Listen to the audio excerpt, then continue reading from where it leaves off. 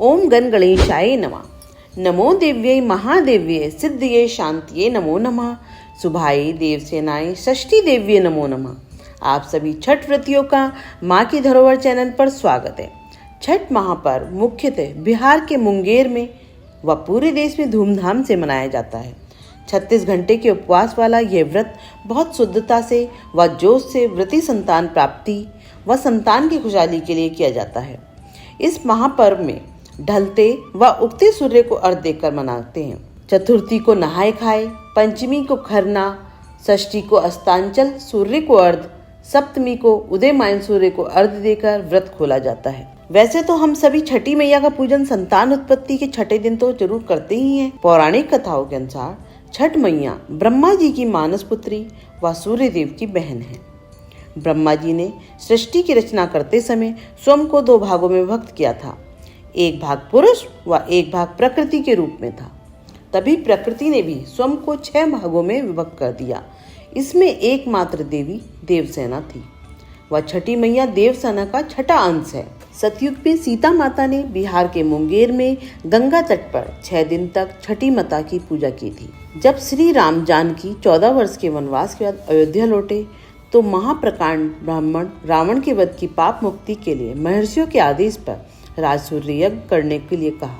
तब महर्षि मुग्दल ने उन्हें अपने ही आश्रम में बुलाकर माता सीता को गंगा जल से पवित्र करके कार्तिक मास शुक्ल पक्ष की षष्ठी तिथि को सूर्य देव की उपासना करने को कहा था। माता सीता के पैरों के निशान वहां आज भी उपलब्ध हैं। व श्रद्धालु वहां पूजा अर्चना करते हैं। कहते हैं यह व्रत निश्चित ही मनोवांछित फल देने वाला होता है। दानवीर कर्ण और पांडवों ने भी महाभारत काल में छठ का व्रत किया था। प्राचीन समय में प्रियंवद नाम के एक प्रसिद्ध राजा थे। उनके पिता का नाम स्वयंभू मनु था। प्रियंवद बहुत सदाचारी और धार्मिक प्रवृत्ति के मनुष्य थे। विवाह के कई वर्षों बाद भी उन्हें कोई संतान नहीं हुई। तब ऋषि कश्यप जी ने उन्हें पुत्रेष्टि यज्ञ करवाने की सलाह दी। राजा प्रियंवद ने पूरे विधि विधान के साथ पुत्रेष्टि यज्ञ का अनुष्ठान किया। पुत्रेष्टि यज्ञ के प्रभाव से प्रियंवद की पत्नी मालिनी को आहुति के लिए बनाई गई खीर दी, जिससे खाकर मालिनी ने स्वर्ण के समान प्रभाव वाले एक सुंदर पुत्र को जन्म दिया। परंतु वह पुत्र मरा हुआ पैदा हुआ।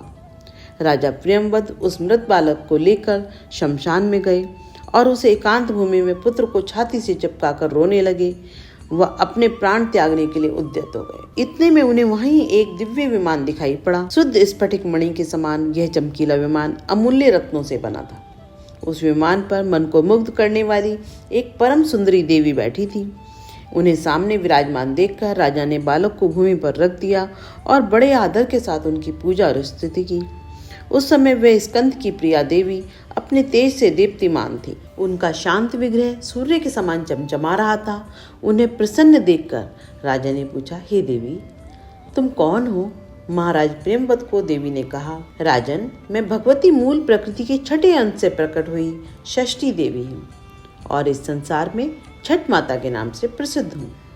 तब छठ माता ने उस बालक को गोद में उठा लिया और अपने स्पर्श से पुनः जीवित कर दिया। स्वर्ण सदृश वह बालक हंस रहा था। अब छठ माता उस बालक को लेकर आकाश में जाने को तैयार हो गई। यह देख राजा के कंठ, ओष्ठ और तालु सूख गए।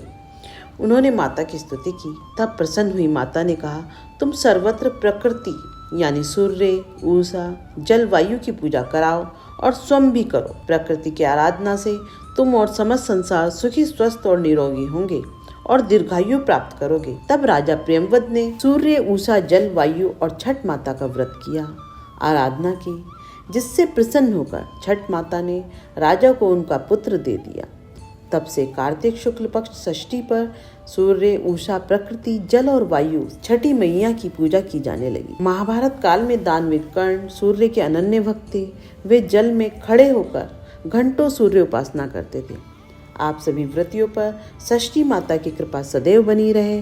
कथा को अपने सगे संबंधियों, मित्रों के साथ साझा करें व षष्ठी माता की कृपा प्राप्त करें। जय हो छठ माता।